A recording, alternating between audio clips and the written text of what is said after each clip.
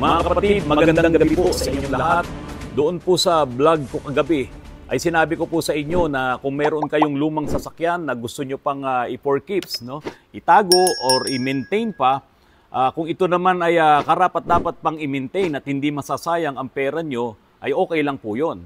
Kasi nga po, itong mga modelong sasakyan na mabibili mo, yung 10 taon nang nagamit or 12 taon nang nagamit, kapag po yan ay nabili mo, siguradong sa'yo babagsak ang karamihan ng mga problema niyan. Unless yan ay galing sa kapatid mo, galing sa kaibigan mo, kilala mo yan, kung paano nila maintain, okay lang po yun. Pero syempre, ganun pa rin po ang mangyayari. Yung gastos, kapag yan ay nasira, masyadong malaki ang nagagastos pagdating sa pyesa. Ngayon, ito pong ipapakita ko po sa inyo mga kapatid. Ito po ay pag-aari ng isang nasa abroad, nasa US. At dahil nga po ako po ay nakita niya sa vlog, pinapunta niya po dito ang kanyang asawa, si Ma'am Christina, para nga po iwanan itong sasakyan na to na hindi na po nila halos napakinabangan.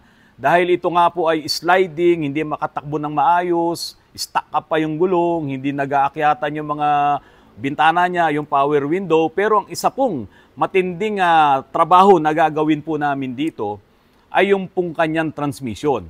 Kasi ito po ay dating automatic transmission na i-convert na po sa manual gearbox or manual transmission. Ito po kasi ay standard Japan, yung mga nabibili noong araw diyan sa Subic, no, yung mga converted na Pajero Fieldmaster.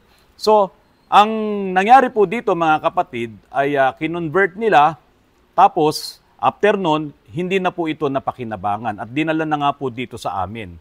Ngayon, habang ito po ay ginagawa ng aming mga mekaniko dito, so sabi ko nga, piece of cake para sa kanila. Dahil sa dami po ng mga vlogs ko tungkol dito sa automatic transmission at saka dito sa mga manual transmission, lagi ko nga pong sinasabi na dapat yan ay sinusukat mo kasi po ang isang manual transmission ay talagang geometry yan, ang binabasihan. Doon sa mga original parts niya, kapag po ang isang manual transmission ay halimbawa nagbawas na, numipis na yung kanyang clutch assembly, yung halimbawa yung pressure plate, numipis na yan, yung clutch lining, numipis na yan, kasama na rin yung flywheel, kasama na rin yung release bearing, may chances din na numipis yan dahil yan ay may friction. Pati yung kanyang clutch fork, pati yung kanyang pivot ball. Yung mga bagay na yon, kapag yan ay numinipis, nababawasan, yun po ang nagkokos ng problema, tumitigas ang iyong clutch. At siyempre, umiingay na rin yan dahil nga lahat naman yan ay moving parts pagdating sa loob ng inyong manual transmission doon sa clutch assembly, doon sa bell housing. So, lagi ko po sinasabi sa aking mga tauhan dito na susukatin nila. Kaya nga po, palagi akong may katabing caliper dito dahil talagang sinusukat po namin yung mga pyesa na to na nandito sa aking harapan. Mamaya po ipapakita ko sa inyo. Kaya lang po mga kapatid, nagkaroon din ng problema itong mga tao ko dito. Kasi sa pag-aakala ko na kaya na nila yan, ipinaubaya ko sa kanila yan, ibinaba nila yung transmission, pa-order na sa supplier ng mga parts, itong clutch lining, pressure plate, release bearing, pilot bearing, yung fork, hindi sila nagpa-order kasi ibang klase nga itong transmission, itong 4M40 na to. Tiwala ako na tama yung mga ginagawa nila. Dumating ang pyesa at ito po kasing lugar ko na to, ito nakaharap lang ako dito sa lifter. Kaya po talagang nakikita ko naman yung kanilang mga ginagawa. Pero sabi ko, parang may something.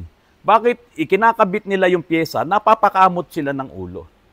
So, hindi nila nasunod yung number 1 rule ko dito sa manual transmission na laging i-compare yung mga parts. Halimbawa, bumili ka, pinadala mo yung sample doon. So, ibinalik sa'yo ng supplier yung nabili mo. Pagdating dito, i-compare mo. Ngayon, ito pong Pajero na to, napakalaking mali ang nangyari doon sa conversion. Talagang 200% na mali ang nangyari dito. Hindi lang po ito chop suey. Ito ay masasabi ko pong chop dahil talaga pong matindi. Ang ginawa nilang pagtotorno dito, mapaubra lang yung mga piyesang hindi naman dapat nila ginawa. Dahil po, sabi ko nga po sa inyo, sa manual transmission, sa clutch niyan, millimeters lang ang maging problema, no? Millimeters lang ang nasukat ang mawala or sumobra, magkakaproblema. Ito hindi eh. Talagang mali yung piyesang nilagay. Hindi talaga maisasakto.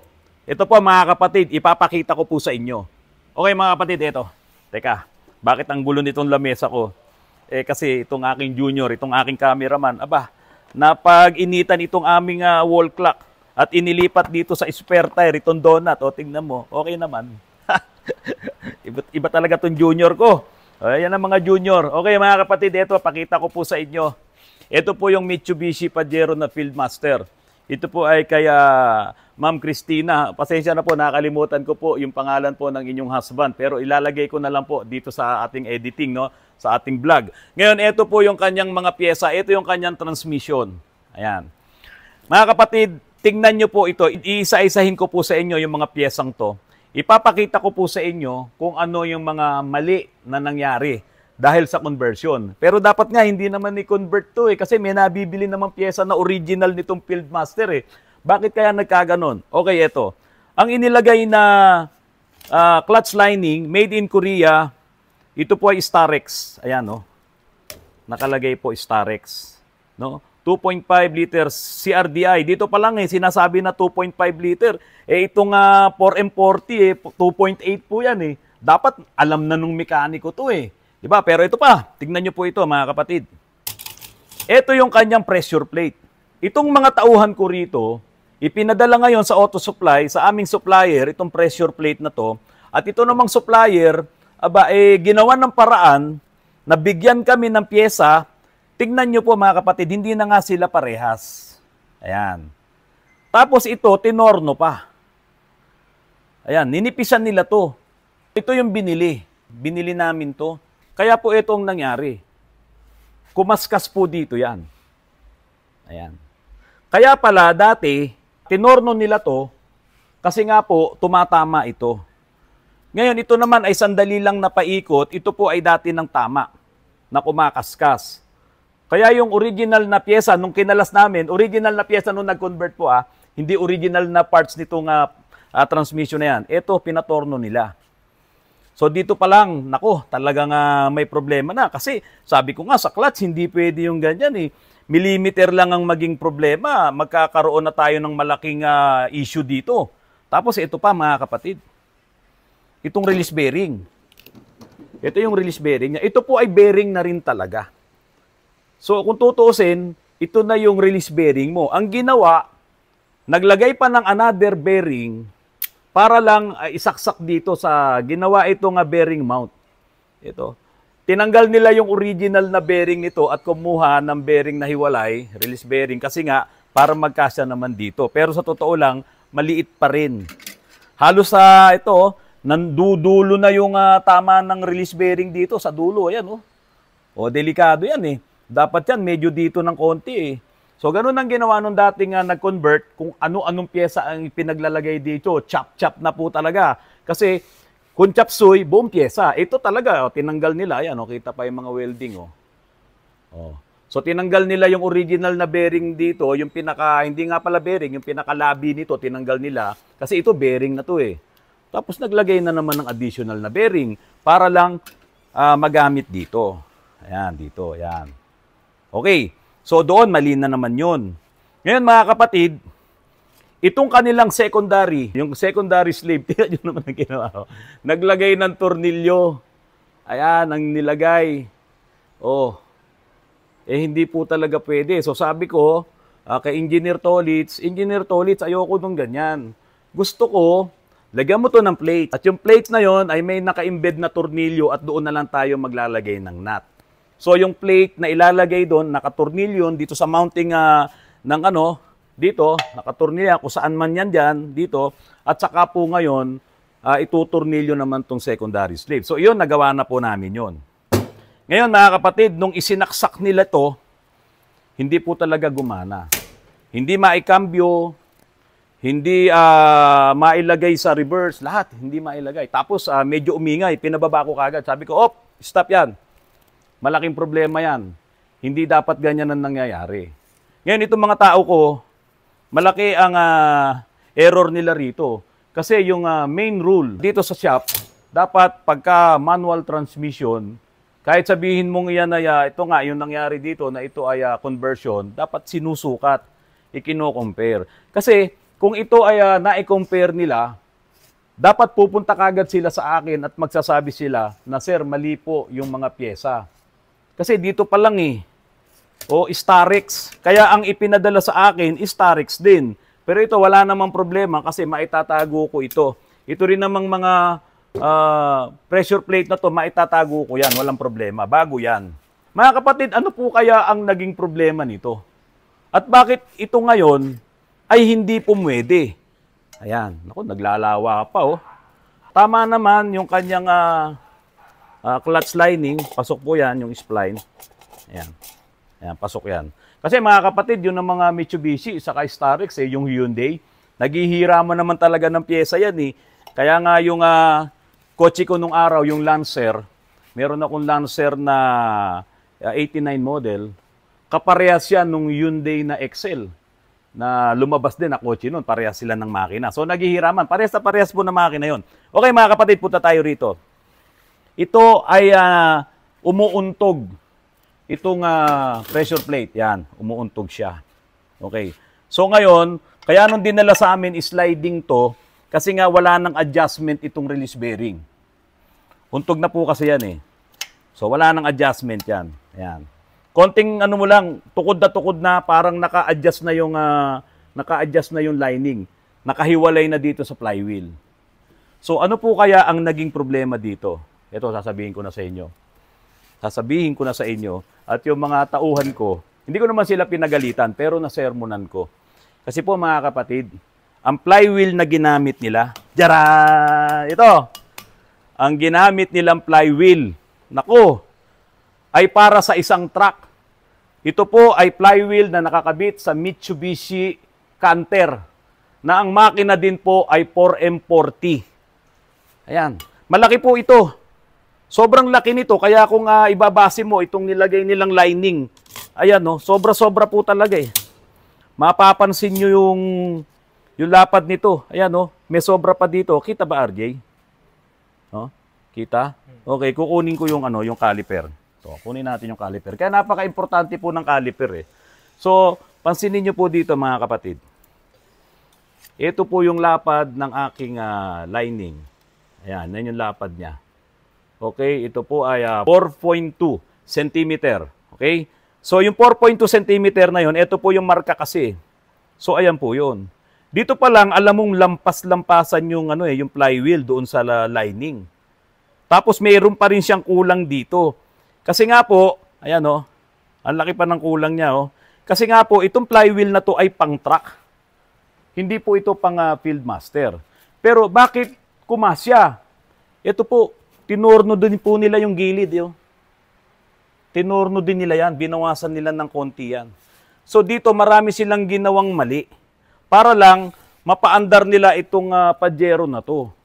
Ang problema po, okay lang sana yung kanilang drive na ayusin i-convert.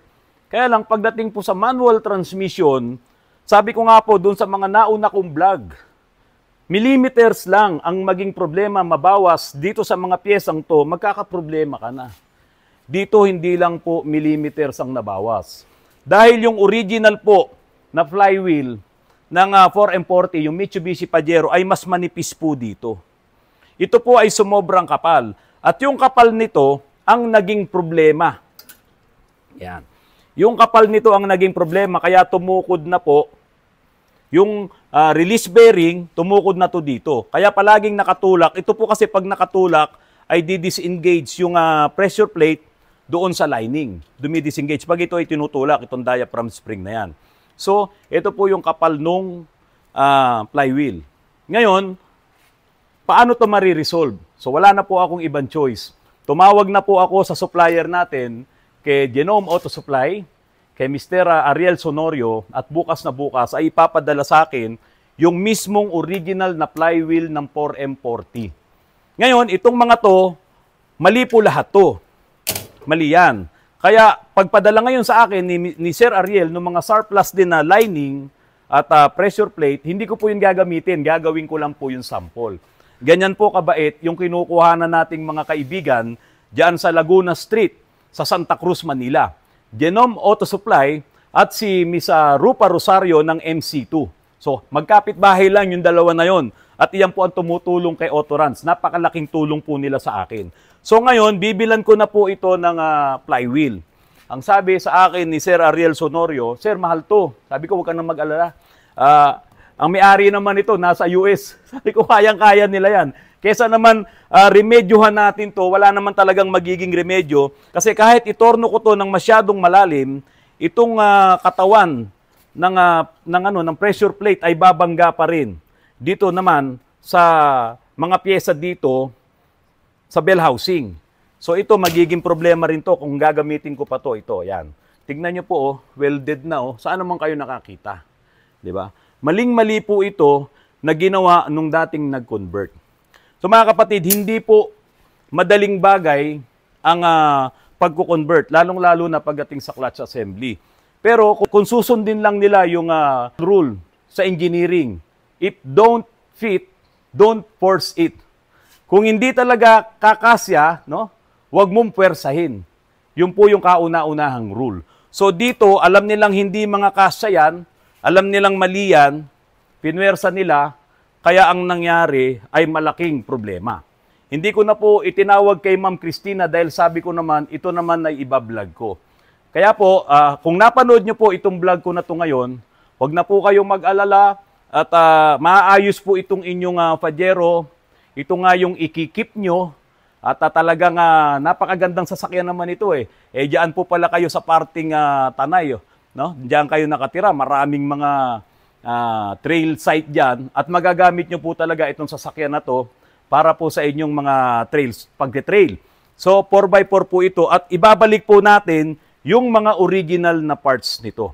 So, ganun po ang nangyari. Kaya po kanina sa umpisa ng aking vlog, ang sabi ko, kung meron kayong mga lumang sasakyan na gusto nyong i-keep, gusto nyong itago pa dahil may sentimental value sa inyo, gastusan nyo. Pero itong nangyari dito, ginastusan nyo, anak ko, nagkapatong-patong ang gastos, buti na nga lang po, kahit paano, dito nyo nadala at nakita po natin yung mga problema. Mga kapatid, ito po yung 5 subscribers po natin na nagpapa-shoutout. Umpisahan po natin kay Gerardo de la Cruz, 283. O sabi po niya, sige idol, pa-shoutout, Jerry Dapogi, hehehehe. Ayan. Ang susunod po, si Arnold Sarayan, 699. Shoutout po, Sir Rance, o Sir Arnold Sarayan, 699. Ang sumunod, si Annex Ong. Shoutout, Sir Rance, o ayan po, Sir Annex Ong. Alcor Lion, ayan, Alcor Lion. Thank you, sir, pa-shoutout. Rambas 3018. Good job, Kaigel. Pa-shout out. From Visayas Avenue. Kaigel ko po, kuya. Mga kapatid, ito na po yung ating mga stickers. So kapag magpapagawa po kayo dito sa Autorans, ay didikitan ko po ng sticker ang inyong mga sasakyan kung gusto nyo. Ngayon mga kapatid, magkikita-kita po tayo bukas sa Manila International Auto Show. At may dala rin po akong ilang pirasong sticker para maiabot ko po sa inyo. Mga kapatid, magpapasalamat po ako sa gumawa nito. Kung gusto nyong magpagawa ng mga ganitong sticker, no, sa Clean Shot Advertising kay Sir Luis Dungaw. Yung po yung may-ari. Sila po ang gumagawa ng aming mga stickers. Pati pa yung mga nauna, pati yung mga aming tarpaulins. Mga kapatid, magpapasalamat din po ako dito sa isang nag-comment sa aking vlog. Ka Michael Sandoval, maraming salamat po at nanonood po kayo ng aking mga vlogs dito po sa Autorans. Mga kapatid, sana po ipagpatuloy nyo po ang panonood ng aking mga vlogs at marami pa po akong ipapakita sa inyo ng mga ganitong klaseng tutorials at para hindi naman po talaga kayo mapagastos ng malaki sa mga sasakyan ng mga luma na mini-maintain nyo pa, nire-restore nyo, pwede po kayong magtanong sa amin. Mag-message po kayo sa aming FB page at dito sa mga comment sections ng aking mga vlogs. Kapag po yan ay mabasa ko, ay sasagutin ko po kaagad. At sana po mag-subscribe na rin po kayo at mag-like sa lahat po ng aking mga vlogs na inyong mapapanood. Mga kapatid, magandang gabi po, magandang araw sa inyong lahat. Maraming salamat po.